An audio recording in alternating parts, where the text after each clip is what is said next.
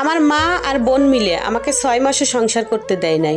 আমার বিয়েটা আমার পছন্দই হয়েছিল। দীর্ঘ 3 বছর প্রেম করি, তারপর অনেক কষ্টে আমার পরিবারকে মানানোর চেষ্টা করি। একটা সময় আমার বাবা ভাই মেনে নিলেও আমার মা, আমার বড় বোন আর আমার দুলা ভাই কোনোভাবেই মেনে নিতে পারতেছিল না। কারণটা হলো আমি যাকে ভালোবেসেছিলাম তাদের তেমন কিছুই ছিল না। আর এদিক দিয়ে আমার মা বোন আর দুলা ভাই চাইতো আমার বিয়ে অনেক বড় লোক বাড়িতে হোক, কিন্তু আমি তো আমাদের থেকেও গরিব ঘরে বিয়ে করতে পাগল হয়ে গিয়েছি। অবশেষে দুই পরিবার রাজি হওয়ার পর বিয়ে হলো আমাদের। প্রথম 1 মাস ভালোই দিন কাটছিল আমাদের, কিন্তু যখনই বাবার বাড়ি যেতাম তখন আমার মা বোন আমার স্বামীর সাথে ভালো আচরণ করতো না, ভালো খাবার বানাতো না। অথচ আমার বড় দুলা ভাইয়ের জন্য মা আয়োজনের কমতি করতো না। তারপরও আমার স্বামী এইসব নিয়ে কখনো আমাকে কিছু বলতো না, কিন্তু আমার কষ্ট লাগতো। এইভাবে কেটে গেল 2 মাস। একদিন ভালো লাগছিল না, তাই চলে গেলাম বাবার বাড়ি স্বামীকে ছাড়া।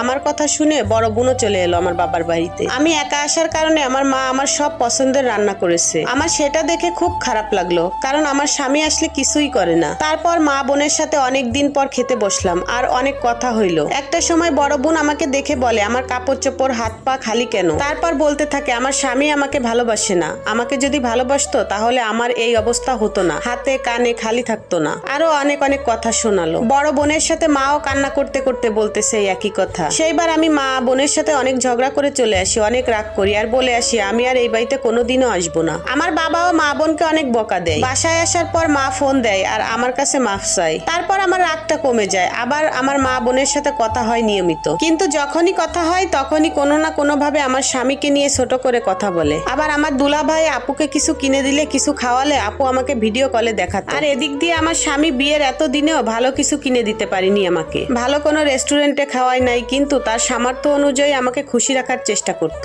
প্রথম আমারও ভালো লাগতো, কিন্তু এখন মা বোনের কথা শুনে মনে হয় আমি অনেক বড় ভুল করে এই পরিবারে বিয়ে করেছি। এখন আমি আমার স্বামীর সাথে কথায় কথায় দোষ ধরি, কথায় কথায় ঝগড়া করি। আমার স্বামী আমাকে কিছু বললেই রাগ করে বাবার বাড়ি চলে যায়। তারপর আমার শ্বশুর বাড়ির লোকজন, আমার স্বামী সবাই মিলে গিয়ে আমাকে বুঝিয়ে শুনিয়ে আবার নিয়ে আসে। তখন আমার মা বোন দুলা ভাই অনেক অপমান করে আমার শ্বশুর শাশুড়ি আর আমার স্বামীকে, কিন্তু আমার শ্বশুর বাড়ির কেউ কিছু বলে না, কারণ তারা অনেক ভালো মানুষ। কিন্তু আমি আমার মা বোনের কথা শুনে তাদের ভালো গুণ দেখতে পারি নাই। এইভাবেই চলতেছিল আমার জীবন, ঝগড়া আবার মিল, কিন্তু আমার পরিবারের জন্য স্বামীর সাথে মিলেমিশে থাকতে পারি না। ঠিক 6 মাস পর আমার মায়ের কথায় আমার স্বামীর সাথে ছোট্ট কথায় ঝগড়া করি। সেদিন আমারও যে কি হলো, আমি অনেক ছোট করে কথা বলে ফেলেছিলাম। একটা পর্যায়ে আমার স্বামী আমাকে গালে একটা চর বসিয়ে দেয়, আর তখন আমিও জিদে আমার স্বামীর গায়ে হাত তুলে বসি। কিন্তু এতেও আমার রাগ কমে না। সেই রাতেই মা বোনকে ফোন করে সব বলি, আর তখনই দুলাভাই এসে আমাকে নিয়ে যায় বাসায়। যখন আমি শ্বশুর বাড়ি থেকে বের হয়ে যাই তখন আমার শাশুড়ি শ্বশুর আমার স্বামী আমার হাতে পায়ে ধরে, কিন্তু আমি কারোর কথা না শুনে দুলাভাই আর আমি সবাইকে অপমান করে চলে আসি। আর সেই দিন আমার পরিবারের জন্য কপাল পুড়লো আমার। বাবার বাড়ি আসার পর মা বোন আমার কানে আরো বিষ ঢালতে থাকলো শ্বশুর বাড়ি নিয়ে। তাই আমি পুরোপুরি যোগাযোগ বন্ধ করে দিলাম আমার স্বামীর সাথে। ঠিক 1 মাস পর আমার স্বামী আমাকে ডিভোর্স পেপার পাঠায়। আমি যেন আকাশ থেকে পড়লাম, কারণ আমি কখনো আমার স্বামীকে ছাড়তে চাই নাই। যখন আমার রাগটা কমতে শুরু করলো তখন আবার আমার বড় বোন এসে আমার স্বামীর নামে বদনাম শুরু করলো। আর সেই কথায় আমি রাগে ডিভোর্স পেপারে সাইন করে দিলাম, শেষ করে দিলাম সবকিছু আমার নিজের হাতে। আমার ডিভোর্সের 2টা বছর শেষ হয়ে গেল, আমার জীবনটা কেটে গেল বাবার বাড়িতে। এখন আমার মা বোনের আর ভাইয়ের বউয়ের চোখের বিষ হয়ে গেছি।